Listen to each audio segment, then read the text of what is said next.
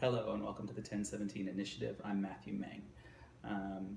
For those of you who tuned in to the last episode, you heard me say that I would be speaking about life lessons that I've learned through playing men's softball.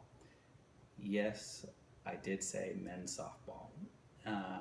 Some of you might be thinking, what in the world can you learn through playing men's softball? Well, let me tell you. When I grew up, I played sports every year. I went out for baseball from the time I was 5 years old all the way through high school and even a little bit into junior college. I played half a season of fall ball before finally giving it up. And I was pretty good. When I was in high school, I was one of the better hitters on the team. I didn't hit for power, but I hit for average. And I was a good fielder, good all-around player. But one thing that was consistent is whenever I was playing, whether for high school or for Little League or whatever it was, we practiced frequently.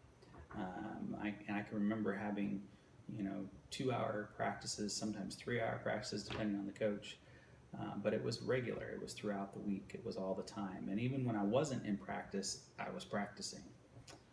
Now, fast forward to I'm going on 38 years old this year.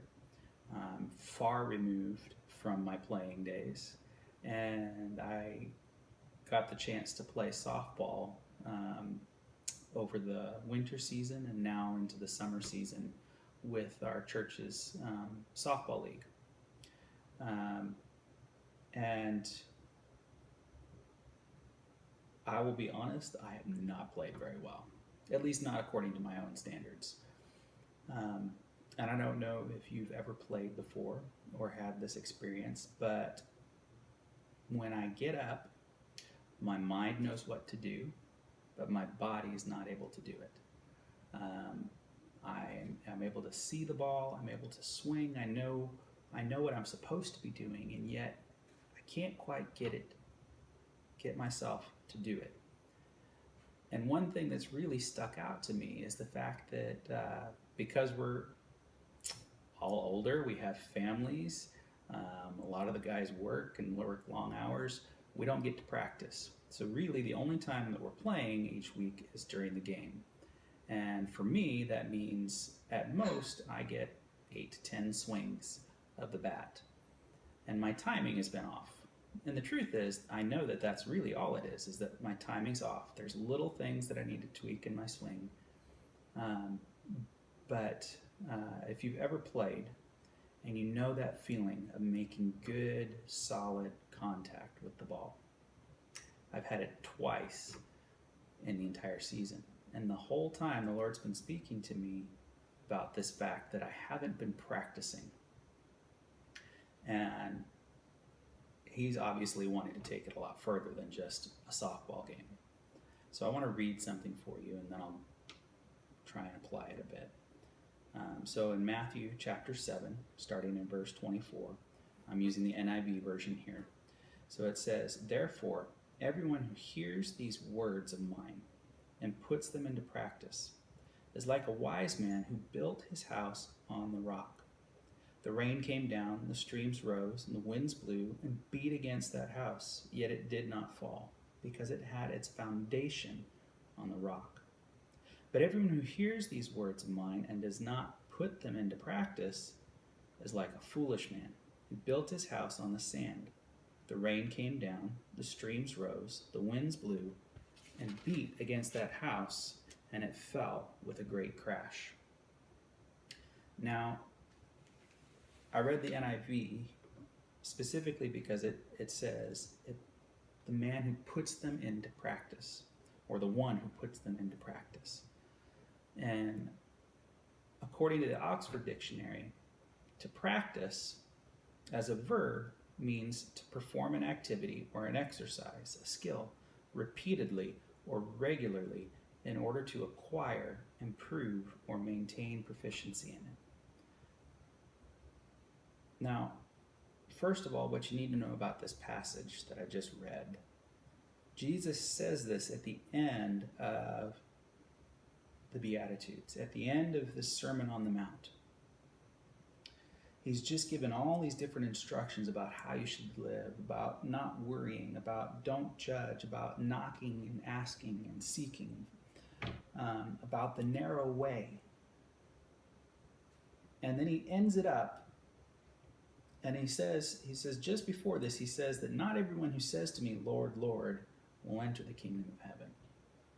It says, many will come to me on that day and say, Lord, have we not prophesied in your name? Have we not cast out demons in your name? Have we not done many wonders in your name? And he'll say, depart from me, you who practice lawlessness. Depart from me, because I never knew you. You who practice lawlessness. So he's talking about practicing here. So one, he doesn't know. They're practicing lawlessness. The other, on the other hand, he's saying, if you take these words that I'm speaking, these commands, these instructions that I've given, and you practice them, you apply them, you put them in to your life, then you're building your house, you're building your life on a rock. So now going back to the softball analogy, I know how to swing a bat. I grew up playing. It's in me. It's still there. I know it is. But the problem is I haven't practiced it.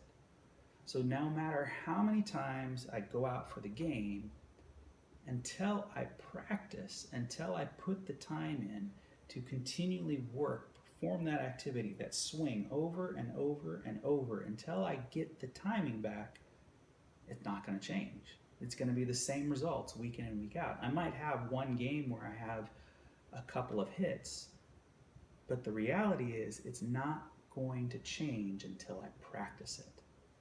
And practice doesn't just mean, it's not just the act of performing it.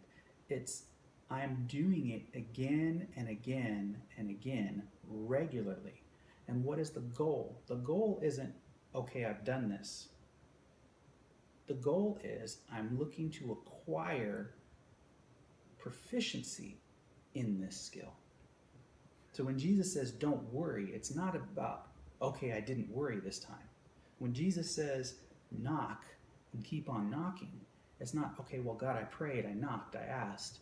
There, I've done it. It's I'm continually doing it. I'm continuing to practice these things, to practice being obedient to his commands.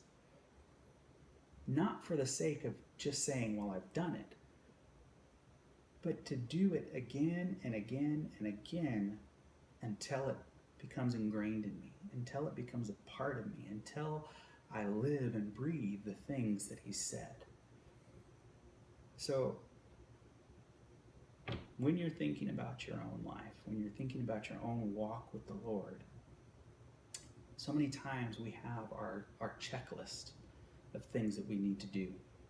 Well, God, I went to church this week. I prayed. I read my Bible. Hey, I even shared the gospel this week. And we check off our list and we think, okay, well, that's good. I'm good this week. But what Jesus is implying here, it's not just enough to do it once or twice or even a couple of times. It's that repeated, regular practicing of what he has commanded. I practice being patient. I practice being kind and loving and gentle. I practice prayer. It's not just that I've prayed today, it's I'm practicing prayer to the point that I become proficient in it until I improve in it. And the reality is, like anything, I played sports all growing up, but at a certain point I stopped the practice, and now it shows. In the same way, in our spiritual walk, if we're not continually practicing these things, eventually it's going to show up in our life, and we'll see. And it's not about God bringing judgment or God condemning us. It's the fact that we have gotten out of the habit. So when the game comes around, we'll know what to do, but we may not be consistent in being able to do it. When it comes time to do these things, when the storms of life come in, if we haven't been practicing, it'll be evident. It'll show. Just like me stepping up to the plate, it's evident and it shows that I have not been practicing.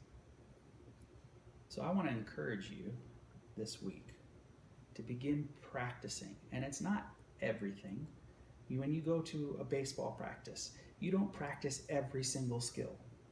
You don't do hitting and throwing and fielding and sliding and every little thing that you would do in a game. You take one thing at a time.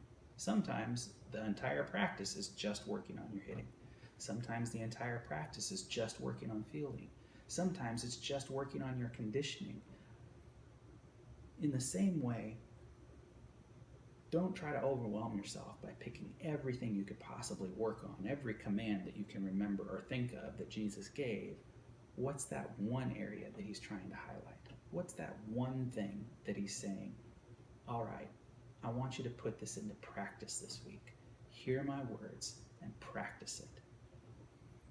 And remember, the goal isn't to say at the end of the week, well, I did it. The goal is, okay, Lord, I'm putting it into practice so that I can acquire, improve, and maintain my proficiency and being obedient to your word. Well, that's all I have for tonight. Thank you for coming and listening in. Look forward to seeing you again. Hopefully I'll get a Wisdom Wednesday out tomorrow as well. But if not, then I look forward to seeing you next week. Thanks for tuning in.